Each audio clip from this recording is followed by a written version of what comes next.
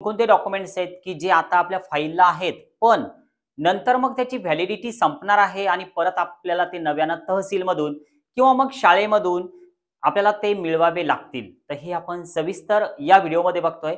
बघा, सुरुवातीला तर ज्या पण वेळेस समजा आपलं अलॉटमेंट होणार आहे कॉलेजमध्ये, ओके. तर कॉलेजमध्ये अलॉटमेंट झाल्याच्या नंतर जी सीईटी सेल आपली ॲडमिशन प्रक्रियेची वेबसाईट असते, तर तिकडे आपल्याला सिलेक्शन लेटर मिळते त्या कॉलेजचं, की ज्यामध्ये आपली ॲडमिशन झालेली असते. आता ते सिलेक्शन लेटर डाउनलोड केल्याच्या नंतर कॉलेजमधून आपल्याला एक पीडीएफ दिलं जातं, की जे डॉक्युमेंट्सचं पीडीएफ असतं. तुमचे जर काही प्रश्न असतील तर नक्की एकदा कमेंट बॉक्समध्ये सांगा. तुमच्या मागच्या बऱ्याच ज्या कमेंट्स आहेत, जवळपास सर्वांना मी रिप्लाय दिलेले आहे मागच्या दोन्ही व्हिडिओजचे. आता बघा, जे आपल्याला कॉलेजवाले सांगतात, की त्यातलं जे पहिलं सर्टिफिकेट आपल्याकडे असायला पाहिजे, तर ते नेमकं कोणतं? तर हे लक्षात घ्या सुरुवातीला. तर आपल्याकडे असायला पाहिजे मित्रांनो नॅशनॅलिटी सर्टिफिकेट, हे नंबर 1 ला. ठीक आहे. आता हे नॅशनॅलिटी सर्टिफिकेट म्हणजे नेमकं काय असतं? बऱ्याच भागामध्ये एज, नॅशनॅलिटी, डोमासाईल असं हे एकत्रित मिळतं. काही भागामध्ये हे मराठीमध्ये असतं, की ज्याला राष्ट्रीयत्व प्रमाणपत्र असं म्हटलेलं असतं टायटलमध्ये. तुम्ही एकदा फाईल तुमची चेक करा. त्या फाईलमध्ये तुमचे जे डॉक्युमेंट्स आहे, एज, नॅशनॅलिटी, डोमासाईल वालं, तर राष्ट्रीयत्व प्रमाणपत्र हे मराठीमध्ये असलं तरी सुद्धा चालतं. पण मित्रांनो प्रयत्न करा, की ते इंग्लिशमधून घ्या. फॉर्मॅट जो आहे तर तो इंग्रजीचा असायला पाहिजे. ठीक आहे. आता हे एज, नॅशनॅलिटी, डोमासाईल म्हणजे हे काय होतं, की हे दोन्ही एकत्रितच मिळतात. आता या पीडीएफमध्ये काय दिलेलं आहे, की नॅशनॅलिटी वेगळं आणि डोमासाईल वेगळं. असे वेगवेगळे असतात, पण काही भागांमध्ये हे दोन्ही एकत्रित असतात, तर हे चालतं. आता प्रश्न असा, की आता हे तुम्ही काढलेलं जरी नसेल, नीटचा फॉर्म भरत असताना याचं काम पडणार नाही. पण ज्यावेळेस आपण नीटचा रिझल्ट लागल्याच्या नंतर ॲडमिशन प्रक्रियेमध्ये भाग घेणार आहोत, तर त्यावेळेस आपल्याला या दोन्ही सर्टिफिकेटचं किंवा एकत्रित असलेल्या सर्टिफिकेटचं काम पडणार. मग त्यावेळेस आपल्याकडे हे परत नव्यानं काढायचं काम आहे का आता जर काढलेलं असेल तर? बघा, जर तुमचं एज, नॅशनॅलिटी, डोमासाईल हे खूप जुनं आहे, जसं की समजा 10 वर्ष झाले की 15 वर्ष झाले, तर तो जुना फॉर्मॅट जो आहे, तर तो आता चेंज झालेला असेल, तर तो एकदा नक्की चेक करा. लागलं तर एक नवीन मी व्हिडिओ डॉक्युमेंट्सच्या फॉर्मॅटवर बनवेन, तर त्यानुसार ते फॉर्मॅट बघा. आणि एज, नॅशनॅलिटी, डोमासाईल एकदा काढलं की परत त्याला काढायचं काम नसतं. पण जर खूप जुनं झालेलं असेल, तो फॉर्मॅट खूप जुना असेल, तर नक्की एकदा ते चेंज करून घ्यायला पाहिजे. लेटेस्ट या 4-5 वर्षातलं जर असेल, तर तुम्हाला हे दोन्ही सर्टिफिकेट जे आहेत, तर हे परत रिन्यू करायचं काम नाही. ओके. एज, नॅशनॅलिटी, डोमासाईल एकत्रित असलं तरी सुद्धा चालणार. यालाच आपण राष्ट्रीयत्व प्रमाणपत्र म्हणतोय. सर्वांना कंपल्सरी कॅटेगरी कोणती तरी असेल तरी सुद्धा.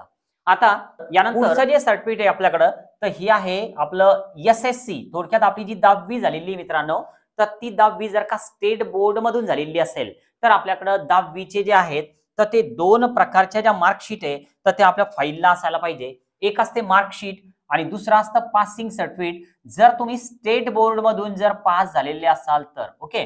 पण तुम्ही जर समजा सीबीएसई मधून असाल, ठीक आहे, सीबीएसई मधून जर तुम्ही असाल, तर तुम्हाला वेगवेगळे 2 सर्टिफिकेट मिळत नाहीत. हे एकत्रित मिळतं सीबीएसई वाल्यांना. पण स्टेट बोर्ड वाल्यांना मार्कशीट वेगळी मिळणार आहे आणि पासिंग सर्टिफिकेट त्यांचं वेगळं असणार आहे. बरेच विद्यार्थी असे आहे, की सर आम्हाला शाळेमधून फक्त एकच मिळालं. एकदा शाळेमध्ये व्हिजिट करा. आलेलं असेल तर ते नक्की घेऊन टाका. जर मिळालं नसेल तर डिजी लॉकरमध्ये तुमची एखादी कॉपी आहे का सेव्ह, तर ते बघा.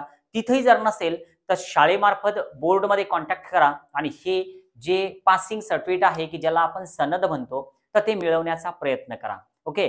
आणि प्रक्रिया जी आहे तर ती अत्यंत म्हणजे सोपी असते. मुळीच टेन्शन घेऊ नका. म्हणजे थोडक्यात काय, सर हे चुकलं, ते चुकलं. आज आत्ता हे नेमकं 1 तासा अगोदर एका पालकांसोबत WhatsAppवर चर्चा झाली.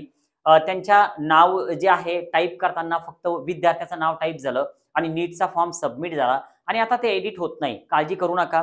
जरी समजा तुमचं नाव जर चुकलेलं असेल, फक्त नाव चुकलेलं म्हणजे काय झालं, की त्यांनी फक्त विद्यार्थ्याचं नाव टाकलं. समोर वडिलांचं आडनाव टाकायला ते विसरले. पण तुमचा फॉर्म रिजेक्ट होणार नाही मित्रांनो. करेक्शन विंडोमध्ये हे जरी करेक्ट नाही झालं, तरी सुद्धा काळजी करू नका. तुम्हाला एन-टी-एचं जे सक्सेसफुल तुम्ही रजिस्ट्रेशन केलेलं आहे, तर त्याचं ॲडमिट कार्ड सुद्धा मिळेल. पुढे काउन्सिलिंग प्रक्रियेमध्ये कोणतीच अडचण त्या विद्यार्थ्याला येणार नाही. काळजी करू नका. ठीक आहे. आता बघा, हे जे आपलं 2-3 नंबरचं हे जे सर्टिफिकेट आहे, तर यामध्ये आपल्याला 10वीचे जे पण प्रमाणपत्र आहे, तर ते घ्यायचे शाळेकडनं. आता यानंतर एच-एस-सी. आता हे जे एच-एस-सीचं आहे, तर हे 12वीचं आहे. म्हणजे थोडक्यात आता जे 12वी पास झालेले स्टुडंट आहे, ओके, 12वी पास, तर या विद्यार्थ्यांसाठीच आहे. आणि जर समजा तुम्ही यावर्षी 12वीला असाल तर तुमच्याकडे तुमच्या परीक्षेचं जे ॲडमिट कार्ड आहे तर ते व्यवस्थित तुम्ही सांभाळून ठेवा. पण आता ज्यावेळेस आपण काउन्सिलिंग प्रक्रिया सुरू करणार, काउन्सिलिंग म्हणजे काय, तर कॉलेजसाठी रजिस्ट्रेशन करणं, चॉईस फिलिंग करणं, कोणते कॉलेज चांगले आहे ते टॉप रँकिंगनुसार सिलेक्ट करणं, रूल समजावून घेणं, नियम असतात वेगवेगळे प्रत्येक राऊंडचे, तर याला काउन्सिलिंग प्रक्रिया म्हणतात. तर ही प्रक्रिया सुरू झाल्याच्या नंतर रिझल्ट सुद्धा लागलेला असतो. तर त्यावेळेस तुमच्याकडे HSCचं जे पासिंग सर्टिफिकेट आहे, मार्कशीट आहे, तर ती आलेली असते. सोबत पासिंग सर्टिफिकेट जर आलेलं असेल तर ते तुम्ही घेऊ शकता. पण आलेलं नसेल तर बघा कॉलेजवाल्यांनी पासिंग सर्टिफिकेट इकडे लिहिलेलं नाही. आता यानंतर जर समजा आपण असंच हे जर समोर बघायला गेलो तर आपल्याला अजून नेमकं काय काय लागणार आहे तर ते बघा. सुरुवातीला आपण आपल्या 12वीच्या सर्टिफिकेट पर्यंत आलोय मित्रांनो, म्हणजे थोडक्यात मार्कशीट पर्यंत. आता यानंतरचं जे आपलं सर्टिफिकेट आहे तर ते नेमकं कोणतं असणार आहे, तर आपल्याकडं लिव्हिंग सर्टिफिकेट म्हणजे थोडक्यात याला आपण TC म्हणतो, ट्रान्सफर सर्टिफिकेट म्हणतो. बऱ्याच भागांमध्ये याला LC सुद्धा म्हटलं जातं. जर तुम्ही 12वी पास झालेले असाल, दुसऱ्या एखाद्या ठिकाणी तुमची ऍडमिशन असेल तर तुम्हाला लेटेस्ट जे पण तुमचं लिव्हिंग सर्टिफिकेट आहे तर ते लागणार आहे. बरेच विद्यार्थी असे असतात की सर BSc ॲग्रिकल्चरला ऍडमिशन केलेली होती किंवा D फार्मसीला ऍडमिशन केलेली होती, तर तुमची जी पण TC आहे तर आता सध्या तुमची जी ऍडमिशन आहे तर त्या ठिकाणची तुमची TC लागणार आहे. ओके, आणि लक्षात घ्या जर समजा तुम्ही 12वीला असाल सध्या तर तुमच्याकडे 12वीचीच TC पाहिजे. ठीक आहे, सध्या तुम्ही जर का 12thला असाल तर तुम्ही 12th पास झालेले आहे समजा, तर 12thचीच TC तुमच्याकडे असायला पाहिजे. आता यानंतर आता याला तर काही व्हॅलिडिटी नसणार आहे. आता यानंतर पुढचं जे आहे आपलं तर ते बघू शकता तुम्ही. यामध्ये आपलं इफ ऍप्लिकेबल असा एक शब्द आलेला आहे. आता हे इफ ऍप्लिकेबल म्हणजे नेमकं काय असतं तर ते समजून घेऊया आपण. बघा, इफ ऍप्लिकेबल इथं ब्रॅकेटमध्ये हा एक शब्द आलेला आहे. याचं मिनिंग नेमकं काय. आता समजा तुम्ही कास्ट सर्टिफिकेट तुमच्याकडे आहे किंवा नाही, दोन प्रकारचे विद्यार्थी असतात. जर तुम्ही जनरल मधून फॉर्म भरलेला असेल तर तुम्हाला कास्ट सर्टिफिकेटचं काम नाही, तर त्यामुळे इथं आलेलं आहे इफ ऍप्लिकेबल. जर तुम्हाला कामाचं असेल तर तुम्ही त्या पद्धतीचं रजिस्ट्रेशन केलेलं असेल तर तुमच्याकडे कास्ट सर्टिफिकेट असायला पाहिजे. आता प्रश्न असा आहे की सर कास्ट सर्टिफिकेट पुन्हा काढायचं का आता नीटचा रिझल्ट लागल्यावर, तर याला परत काढायचं काम नसतं. एकदा तुम्ही कास्ट सर्टिफिकेट जर का काढलं स्टेटचं, ओके, स्टेटचं की ज्याला VJNT OBC फॉर्म नंबर 8 असं लिहिलेलं असतं. SC STचं वेगळा फॉर्मॅट असतो थोडा. स्टेटचं आपल्या तहसीलमधून मिळतं. एकदा काढलं की तुम्हाला परत हे दरवर्षी काढायचं काम पडत नाही. ठीक आहे, तर या कास्ट सर्टिफिकेटला एकदा काढलं म्हणजे झालं. याची व्हॅलिडिटी सुद्धा तुमची झालेली असते आणि हे दोन्ही वेगवेगळे कागद असतात तुमच्याकडे. ठीक आहे, हे एक वेगळं PDF असेल तुमच्या मोबाईलमध्ये आणि जर फाईलला असेल डॉक्युमेंट तर ते फाईलला पण वेगवेगळे दोन कागद तुम्हाला दिसतील. आणि हे एक वेगळं PDF असेल की एक असेल कास्ट आणि दुसरी असेल व्हॅलिडिटी. तुम्ही आतापर्यंत जर का व्हॅलिडिटी केली नसेल तुमच्या कास्टची तर तुम्ही तो प्रस्ताव सादर केलेला असेल तर त्याची पावती व्यवस्थित तुम्ही सांभाळून ठेवा. ठीक आहे, आता यानंतर पुढचा जो पॉइंट आहे आपला तर तो बघा नेमका काय आहे, तर यामध्ये कास्ट व्हॅलिडिटी पर्यंत आलोय आपण. आता यानंतर हा खूप महत्वाचा पॉइंट आहे की जो नेक्स्ट येतोय. बघू शकता तुम्ही हा वाला. ठीक आहे, आता हे पॉइंट जे आहेत तर ते महत्वाचे का आहेत तर लक्षात घ्या हे वाला. ठीक आहे, तर हे नेमकं काय आहे तर हे आहे मित्रांनो नॉन क्रिमिलियर सर्टिफिकेट. आता हे नॉन क्रिमिलियर म्हणजे नेमकं काय असतं तर हे मिळतं OBC वाल्यांना, म्हणजे थोडक्यात जे VJNT मध्ये येतात तर त्यांना सुद्धा हे मिळतं. त्यानंतर हे मिळतं SBC वाल्यांना. ठीक आहे, यानंतर हे मिळणार आहे SEBC वाल्यांना. ही जी मागच्या वर्षीपासून कॅटेगरी महाराष्ट्रामध्ये सिलेक्ट करायला मिळते तर त्यांना सुद्धा हे मिळतं. तर तुम्ही हे जे आहे नॉन क्रिमिलियर तर हे व्हॅलिड असणारं सर्टिफिकेट आहे. याला व्हॅलिडिटी संपते याची, हे रिन्यू करावं लागतं. तर हे एकदा तुम्ही चेक करून घ्या तुमचं जे पण सर्टिफिकेट आहे नॉन क्रिमिलियरचं. ठीक आहे, तर नॉन क्रिमिलियरला एक मध्ये एक लाईन असते की व्हॅलिड अप टू, म्हणजे थोडक्यात ही शेवटी लाईन असते. तर हे व्हॅलिड कुठपर्यंत पाहिजे तर बघा हे 31 मार्च 2026 पर्यंत तरी तुमचं व्हॅलिड असायला पाहिजे. जर 25 पर्यंत असेल तर तुम्हाला ते आता रिन्यू करावं लागणार आहे, कारण 31 मार्च 2025 म्हणजे आता सध्या पुढचा महिना आणि आपली ऍडमिशन प्रक्रिया ही नंतर सुरू होणार आहे. तर त्यामुळे किमान हे 3 वर्षाची व्हॅलिडिटी याला मिळते. 3 वर्ष तुम्हाला हे मिळते. तर जर तुम्ही आता जर ऍप्लिकेशन दिलं किंवा एप्रिलमध्ये जरी ऍप्लिकेशन दिलं याचं तर हे पुढं 3 वर्षापर्यंत तुम्हाला मिळू शकतं. म्हणजे आता समजा जर आपण 25 मध्ये काढलं तर सहज हे पुढे 3 वर्ष तुम्हाला मिळतं. तर त्यामुळे आजच काढा असा विषय नाही. एप्रिल मंथ मध्ये जरी तुम्ही याचं ऍप्लिकेशन दिलं तरी सुद्धा आपल्याला चालणार आहे. ओके, आता या व्यतिरिक्त जर तुम्हाला काही प्रश्न असेल तर नक्की एकदा कमेंट बॉक्समध्ये सांगा आणि मला तरी असं वाटतं की तुम्ही जी पण विनाकारांची काळजी करताय तर ते प्रश्न नक्की तुम्ही कमेंट बॉक्समध्ये विचारा. सहज उत्तरं उपलब्ध होतात आणि काळजी करण्यासारखं असं काही वेगळं या काउन्सिलिंग प्रक्रियेमध्ये नसतं. मी बऱ्याच व्हिडिओमधून सांगतोय, पब्लिकली सांगतोय आणि टेलिग्राम चॅनलची एक लिंक डिस्क्रिप्शनमध्ये पेस्ट केलेली आहे. तर त्याला जॉइन करा. म्हणजे येणारे जे पीडीएफ आहे, जे महत्त्वाच्या नोटीस आहेत, तर त्या सगळ्या तिकडं आम्ही शेअर करत असतो. आता बघा नॉन क्रिमिलियर पर्यंत आलो आपण. आता यानंतरचं जे पण डॉक्युमेंट्स आहे, की ज्याला व्हॅलिडिटी असते की नसते, तर ते पण आपण बघूया. बघा आता हे इफ ॲप्लिकेबल आहे आणि हे इन्कम सर्टिफिकेट आहे. आता हे इन्कम सर्टिफिकेट जे आहे, तर हे 2 प्रकारचे मिळतात मित्रांनो. आता हे 2 प्रकार नेमके कोणकोणते असतात, तर ते लक्षात घ्या. आपल्याला हे जे 2 प्रकारचे इन्कम सर्टिफिकेट मिळतात, तर पहिलं इन्कम सर्टिफिकेट जे आहे, तर ते 1 वर्षाचं असतं. ठीक आहे, 1 वर्ष आणि परत एक इन्कम सर्टिफिकेट मिळतं, की जे 3 वर्ष असतं. तर हे 2 इन्कम सर्टिफिकेट तुमच्या फाईलला असले पाहिजे. आत्ताच नाही, पण ॲडमिशन प्रक्रिया सुरू होईल, तर तेव्हा याचं काम पडतं. ज्यावेळेस आपल्याला समजा कॉलेजमध्ये ॲडमिशन मिळते, तर हे दोन्ही सर्टिफिकेट कॉलेजवाले डिमांड करतात. आता बरेच लोकं नंतर WhatsAppला सुद्धा मेसेज करतात, की "सर आम्ही एस-सीमध्ये आहोत, एस-टीमध्ये आहोत, तरी सुद्धा आम्हाला हे आहेच का? कामाचं आहेच का?" बघा, एस-सी आणि एस-टीवाल्यांना इन्कमची लिमिट नसते, तर त्यामुळे हे त्यांच्याकडे नसलं तरी एखाद्या वेळेस ॲडजस्ट होतं. पण कॉलेजवाले ज्यावेळेस विद्यार्थ्याला हे करतात, की नाही आता या विद्यार्थ्याला काहीतरी करेक्शनमध्ये काढायचंय डॉक्युमेंट्सच्या. तर तुम्ही एस-सीमध्ये असाल का एस-टीमध्ये असाल, तर ते याची डिमांड करणार आहे तुम्हाला. तुम्ही 1 वर्ष पण आणा म्हणतात आणि 3 वर्ष पण आणा. आता होतं काय की तुम्हाला ज्यावेळेस हे कॉलेज मिळतं, तर त्यावेळेस 4 ते 5 दिवस असतात जॉइनिंगला. मग त्यावेळेस तुम्ही हे कुठून मिळवणार आहे त्या 3-4 दिवसांमध्ये? तर त्यामुळे तुम्ही कोणत्या जरी कॅटेगरीमध्ये असाल आणि तुमचं इन्कम किती जरी असेल, तरी हे तुम्ही काढून ठेवा. ठीक आहे. 1 वर्ष आणि 3 वर्षांनी याला व्हॅलिडिटी असते. हे रिन्यू करावं लागतात.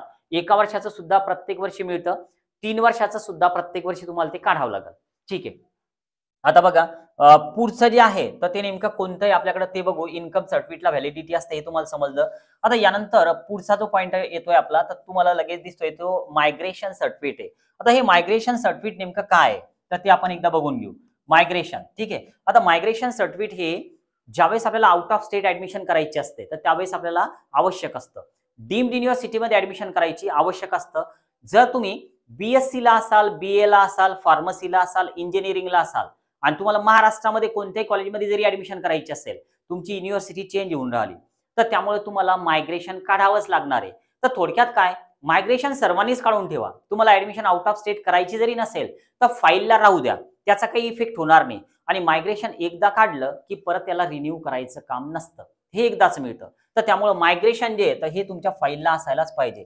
यानंतर ई-डब्ल्यू-एस सर्टिफिकेट जे आहे, तर हे 2 प्रकारचे तुम्हाला मिळतील. आता ई-डब्ल्यू-एस काय? आता तुम्ही जर ओबीसीमध्ये असाल, व्हीजेमध्ये असाल, एन-टीमध्ये असाल, तुम्हाला ई-डब्ल्यू-एसचं काम नाही. ई-डब्ल्यू-एसचा जर तुम्ही फॉर्म भरलेला असेल, तर तुमच्याकडे 2 प्रकारचे ई-डब्ल्यू-एस सर्टिफिकेट असायला पाहिजे. 2 प्रकार नेमके कोणते? एक असतं ॲनेक्झर आय आणि दुसरं असतं ॲनेक्झर ए. ठीक आहे. आता हे ए-आय आणि आय-मध्ये काय फरक आहे? एक असतं सेंट्रलचं आणि दुसरं असतं स्टेटचं. तर हे 2 फॉर्मॅट आणि हे दरवर्षी तुम्हाला काढावं लागतात. तर याला असते व्हॅलिडिटी आणि ती व्हॅलिडिटी 1 वर्षाची असते. तर हे नीट रिझल्ट लागल्याच्या नंतर जरी तुम्ही काढले, तरी सुद्धा चालतात. पण नीट रिझल्ट लागेपर्यंत थांबू नका. एप्रिल किंवा त्याच्या पुढचा मंथ तर त्यामध्ये ते काढून टाका. जास्तीत जास्त जूनपर्यंत जा. त्याच्यानंतर पुढे तुम्ही थांबू नका. हे लवकरात लवकर काढा. जूनपर्यंत जाऊच नका. माझं म्हणणं असं आहे, की एप्रिलमध्येच काढा. कारण रिझल्ट लागल्याच्या नंतर ताबडतोब याचं काम पडतं.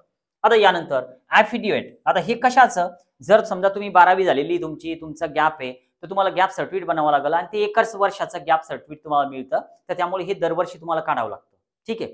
आता यानंतर हे जे डिफेन्स आहे. तर डिफेन्स म्हणजे नेमकं काय? तर जे पण व्यक्ती आपल्या डिफेन्स कोटामध्ये, आर्मीमध्ये तर त्यांना ते त्यांच्या ऑथॉरिटीकडून मिळतं. तुम्ही तुमच्या ऑफिसला व्हिजिट करा आणि तुमचे जे डॉक्युमेंट्स आहेत, तर त्याचं कलेक्शन करा. यानंतर पुढचं आहे फिजिकली हँडिकॅप्ड. आता हे काय नेमकं? डिसॅबिलिटी सर्टिफिकेट नेमकं काय? तर बघा तुम्ही जर पीडब्ल्यूडी मधून फॉर्म भरलेला असेल, तर तुम्हाला नीट रिझल्ट लागल्याच्या नंतर व्हेरिफिकेशनसाठी जावं लागतं. एक तर मुंबईला किंवा नागपूरला आणि तिथून तुम्हाला ते व्हेरिफिकेशन झाल्याचं सर्टिफिकेट मिळतं. डिसॅबिलिटी सर्टिफिकेट पीडब्ल्यूडीचं. तर ते सुद्धा तुम्हाला त्याच वेळेस मिळतं. आता सध्या त्याचं काम नाही. यानंतर हिली एरिया. आता हिली एरिया मीन्स काय? तर डोंगरी भागातले जे पण मुलं आहे, ज्यांचे गावं डोंगरी भागाच्या लिस्टमध्ये येतात, तर त्यांच्या पालकांचं डोमासाईल सर्टिफिकेट लागतं, त्यांचा डोंगरीचा दाखला लागतो. तर हा तुम्ही काढलेला आहे का? तर नक्की एकदा फाईलला चेक करा. सर्वांसाठी काम नाही. हे इफ ॲप्लिकेबल आहे. तर त्यामुळे सर्वांसाठी याचं काम नाही. ठीक आहे. आता यानंतर मेडिकल फिटनेस सर्टिफिकेट जर तुम्ही मागच्या वर्षी काढलेलं असेल तर हे आता चालणार नाही, यावर्षी रिन्यू करावं लागेल जर मागच्या वर्षीचं जर काढलेलं असेल तर. आणि हे डॉक्युमेंट्स तुम्हाला सध्याच काढायचं काम नाही. आफ्टर नीट रिझल्ट तुम्ही मेडिकल फिटनेस सर्टिफिकेट घ्याल. ठीक आहे. आता यानंतर हे आधार वगैरे हे सगळं तुम्हाला माहिती आहे. हे अँटी रॅगिंग नेमकं काय, नोटरी नेमकं काय, तर ज्यावेळेस कॉलेज मिळतं आपल्याला तर त्यावेळेस ते आपल्याकडे असायला पाहिजे. त्यानंतर passport size photo, postcard size photo, तर हे सर्वांना माहिती आहेच. नवीन असाल, व्हिडिओमध्ये दिलेली माहिती जर इन्फॉर्मेशन देणारी वाटली असेल, लाईक करायला विसरू नका. सोबत काही प्रश्न असेल तर नक्की विचारा, मी उत्तर करतो त्याचं. ठीक आहे, थांबूया, बाय.